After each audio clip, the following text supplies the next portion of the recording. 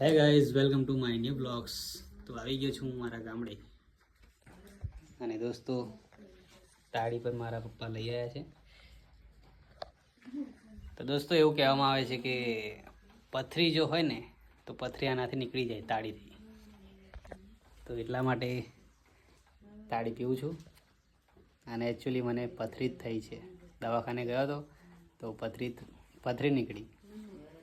એવું કહે છે કે પથરી છે તો હું મારા ગામડે આવતો રહ્યો અને તાળીથી નીકળી જાય એવું કહે છે.